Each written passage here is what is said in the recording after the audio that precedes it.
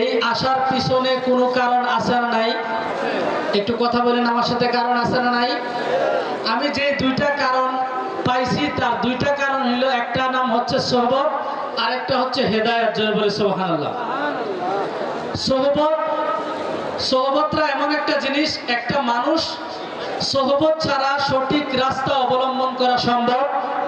যেমন আমরা একটা গ্রাম অঞ্চলের কথা শুনে থাকি যে সঙ্গ গুণে লোহাও জলে বাসে, না কোনো সন্দেহ আছে? যদি আপনার সঙ্গটা হয় আল্লাহর ওলিদের সাথে, আপনার চলাফেরা চলা বলাটা হবে আল্লাহর ওলিদের নির্দেশন মোতাবেক, ঠিক কিনা বলেন? আল্লাহর হাবিবের একটা হাদিসে মুবারাকায় আসছেন, আল্লাহর হাবিবের এক সাহাবী প্রশ্ন করছে, মাতা সাআত ইয়া রাসূলুল্লাহ, ইয়া রাসূলুল্লাহ কিয়ামত কখন সংঘটিত হবে? তো আল্লাহর হাবিব বলতেছেন, মা আতালাহা, তুমি যে আমরা জিজ্ঞেস করলা যে কিয়ামত কখন হবে, তুমি এটার জন্য কি করছো, কি রেডি করছো, তৈরিটা কি করছো? সুবহানাল্লাহ বলেন।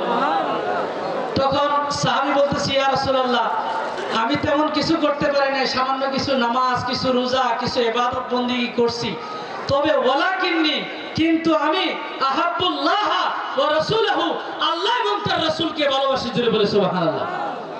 এই কথা বলার পরে আল্লাহর হাবিব এমন একটা জবাব দিবেন যে জবাবটা কিয়ামত পর্যন্ত প্রত্যেকটা উম্মতের জন্য কাফি। জোরে বলে সুবহানাল্লাহ। নবীজি এমন কথা বলেন নাই যে বলে না ঠিক আছে তুমি যে আল্লাহর হাবিবকে ভালোবাসো এটাই তোমার জন্য যথেষ্ট, অথবা এটাই তোমার জন্য কাফি, এমন বলেন নাই। নবীজি বলতেছে যে আনতা মা মান আহবাবতা। জোরে বলে সুবহানাল্লাহ। যে তোমার ভালোবাসা যার সাথে, তার সাথেই তোমার হাসর হবে। কথা কি আমি বুঝাইতে পারছি? তার মানে দুনিয়ার জমিনে আপনার ভালোবাসা যদি আল্লামা শেরে গাজী আকবর আলী রেজভী রাদিয়াল্লাহু তাআলা আনহুর সাথে হয়, কিয়ামতের ময়দানে রেজভী বাবার সাথে আপনি থাকবেন।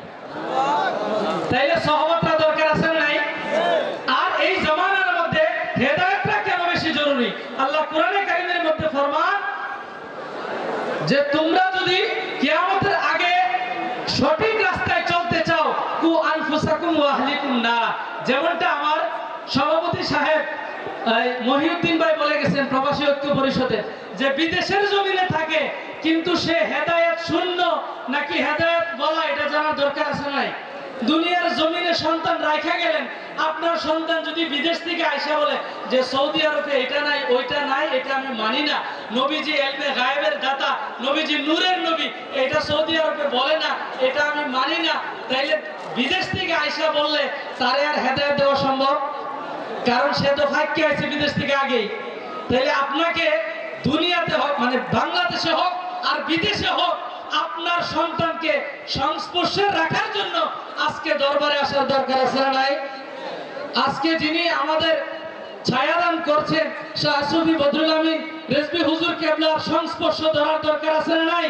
একটা মানুষকে সঠিক রাস্তায় চলার জন্য সোহবতের কোনো বিকল্প নাই। এই জন্য বলা হয়েছে এক জামানা সোহবতে ওয়া আউলিয়া বেহতেরা আজ সাদে সালে তোয়ার বেরিয়া। আপনি নফল ইবাদত কয় রাকাত করবেন? যদি একজন আল্লাহর ওলির সংস্পর্শে বসেন 1,00,000 নফল ইবাদতের চাইতে উত্তম। জোরে বলে সুবহানাল্লাহ। আর শুধু তাই নয়, যদি আল্লাহর ওলিদের একটা বেলায়েতের নজর লাগে, ওই নজরে আপনার দুনিয়া এবং আখিরাত পরিবর্তন হতে দেরি নাই। তাইলে আল্লাহ আমাদেরকে এই কিয়ামতের পূর্বে ফিতনার জামানায় হেদায়েত এবং সোহবতে রাখার তৌফিক দান করে। সকলে বলে আমিন। ওয়া আলাইনা ইল্লাল বালাগুল মুবিন। আসসালামু আলাইকুম ওয়া রাহমাতুল্লাহ।